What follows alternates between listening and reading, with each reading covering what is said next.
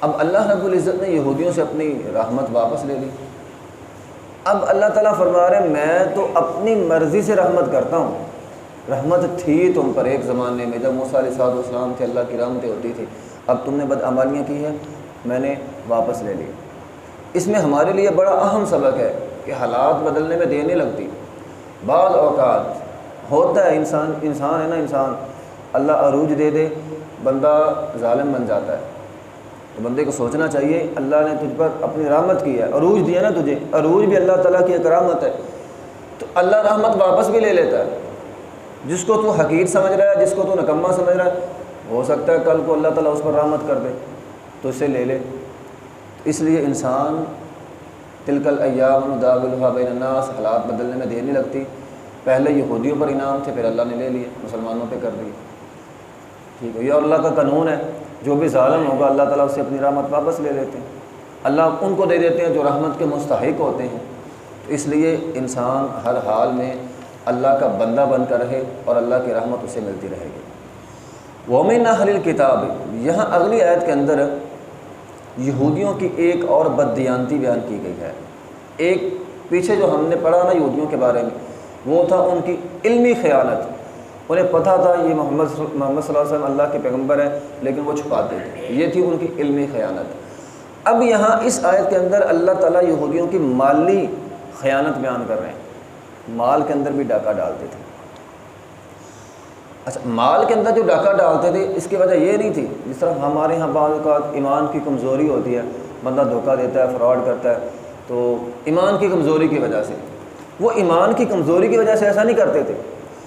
ان کا ایک نظریہ تھا، باطل نظریہ.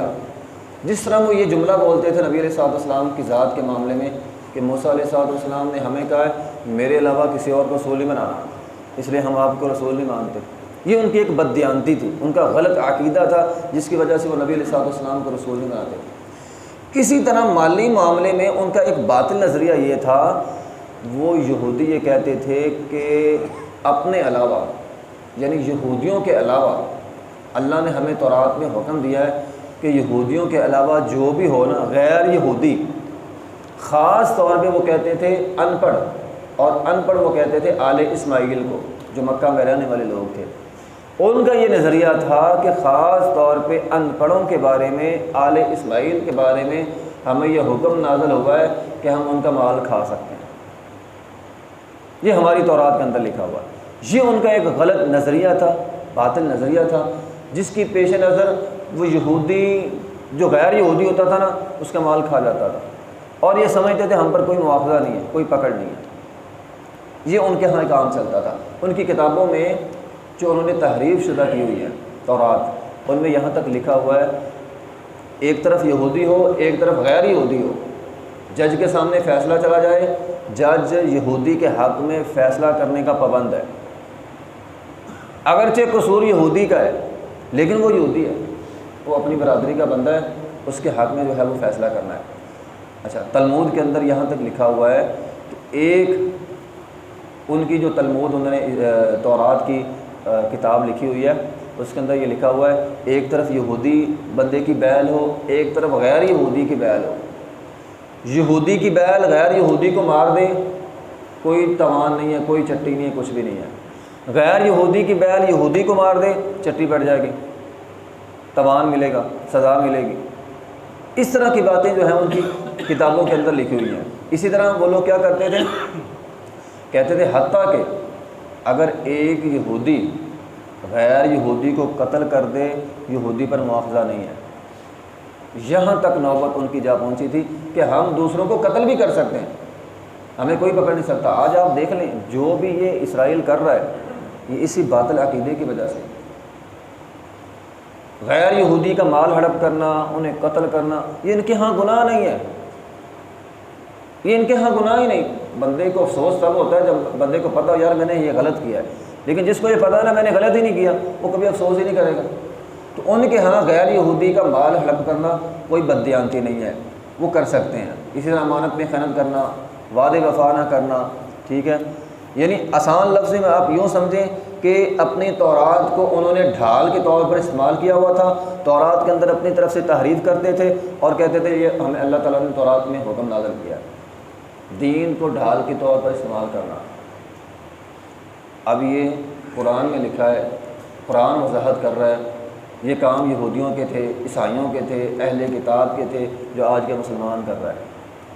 آج کا مسلمان قرآن کو، دین اسلام کو ڈھال کے طور پر استعمال کرتا ہے، جہاں مطلب ہو ویسی تفسیر، ویسا مفہوم، اس کے لیے ضعیف حدیثیں بنانی پڑ جائیں، اپنی طرف سے گھڑنی پڑ جائیں، ہم کر لیتے ہیں۔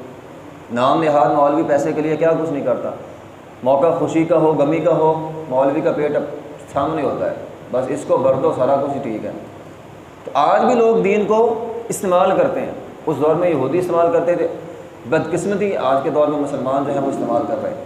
تو بہرحال یہودیوں کے متعلق ایک اسرائیلی اخبار تھی، اس کے اندر یہودیوں کے متعلق، وہ اخبار بھی یہودیوں کی ہے اور اس نے اپنے ہی یہودیوں کے خلاف یہ بات وہاں پہ اخبار کے اندر لکھی ہوئی ہے۔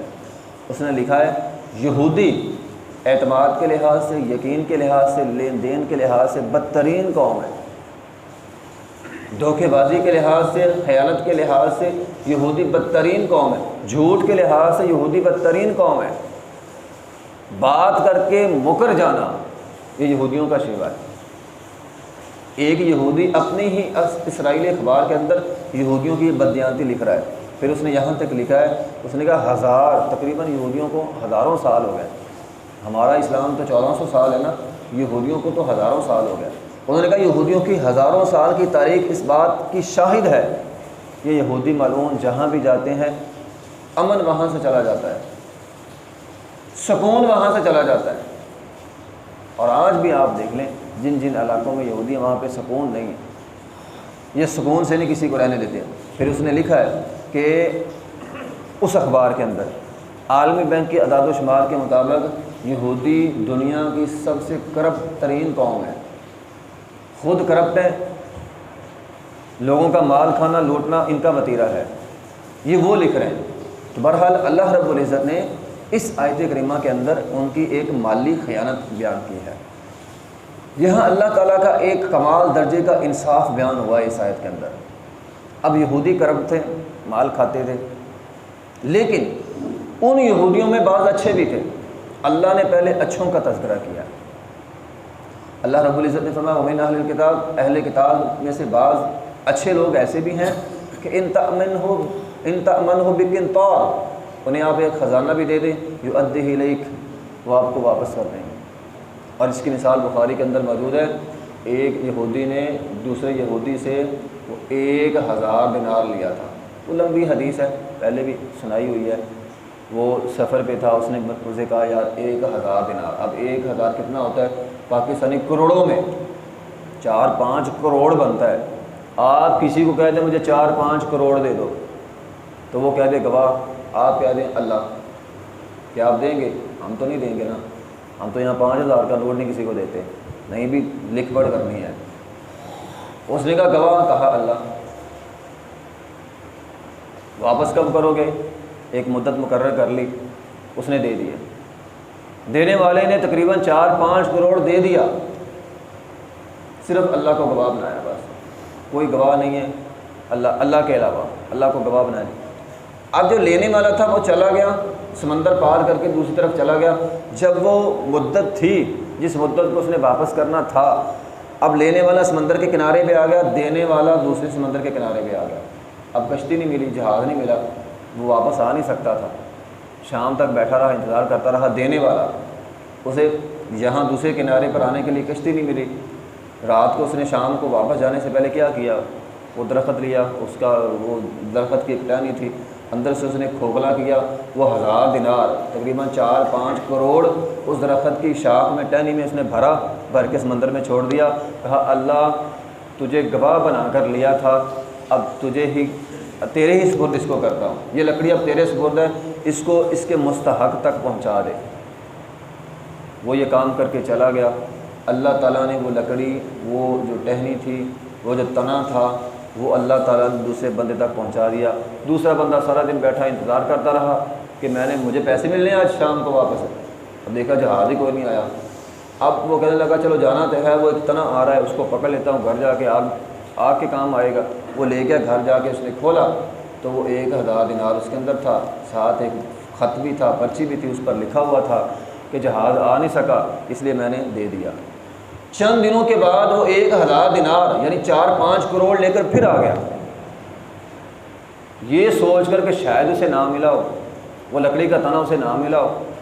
اب وہ 4-5 کروڑ لے کر پھر آ گیا، اور لینے والا بھی کمال تھا، اس نے کہا بھی نہیں یہ 4-5 کروڑ تیرا، مجھے تیرا پہلا بھیجا ہوا مل گیا۔ یہ بخاری کے اندر حدیث موجود ہے۔ تو اللہ تعالیٰ نے پہلے اچھے لوگوں کی تعریف کی ہے، یہ اللہ تعالیٰ کا انصاف ہے۔ ہمیں بھی چاہیے نا، اگر کسی نے غلطی کی ہے تو جنہوں نے اچھا کام کیا ہے ان کی پہلے تعریف کریں۔ ہمارے یہاں لوگ یہ تو کہہ دیتے ہیں، اور یہ پاکستان کے اندر کولر پہ جو گلاس پڑا ہوتا ہے اس کو بھی زنجیر لگی ہوتی ہے، ہمیں زنجیر تو نظر آتی ہے، وہ جس نے کولر رکھا ہے وہ بھی پاکستانی ہے، اور جس نے 10-15 ہزار کا کولر وہاں پہ رکھا ہے نا وہ بھی پاکستانی ہے۔ ہمیں گلاس اتارنے والا تو نظر آ رہا ہے، کولر رکھنے والا نظر ہی نہیں آتا۔ معاشرے میں برے لوگ تو نظر آتے ہیں لیکن جو اچھا کام کر رہے ہیں وہ نظر ہی نہیں آتے۔ اللہ نے پہلے اچھے لوگوں کی تعریف کی ہے، اس کے بعد اللہ تعالیٰ نے فرمایا ان میں سے بعض بدبخت ایسے ہیں انہیں آپ 1 دینار بھی دے دینا واپس نہیں کریں، وہ نہیں کرتے۔ ہاں جب تک اس کے سر کے الا ما دمت علیہ قائما، سر کے اوپر کھڑے نہ رہیں، مطلب بار بار مانگتے رہیں پھر جا کر شاید وہ واپس کر دیں، ورنہ نہیں کرتے۔ اور اللہ تعالیٰ نے ان کا یہ باطل عقیدہ بیان کیا، ذالک بانہم قالوا لیس علینا فی الامیین سبیل، وہ کہتے تھے امیوں پر اللہ کی طرف سے کوئی مواخذہ نہیں ہے، اللہ ہمیں پکڑے گا نہیں، ہم ان کا جتنا مرضی مال کھا لیں۔ تو اس باطل عقیدے کی وجہ سے وہ مال واپس نہیں کرتے۔ وَيَقُولُونَ عَلَى اللَّهِ الْكَذِبَ وَهُمْ يَعْلَمُونَ، اللہ تعالیٰ فرماتے ہیں اللہ پر جھوٹ باندھتے ہیں۔ اللہ امانت میں خیانت کا حکم نہیں دیتا، اللہ تو کہتا ہے ان اللہ یأمرکم ان تؤدوا الامانات الی اہلہا، اللہ تو کہتا ہے امانتیں ادا کرو، تم امانتیں کھا رہے ہو اور کہتے ہو اللہ نے ہمیں حکم دیا، یہ اللہ پر جھوٹ ہے، اللہ ایسا حکم جو ہے وہ نہیں دیتا۔ وآخر دعوانا الحمد للہ رب العالمین۔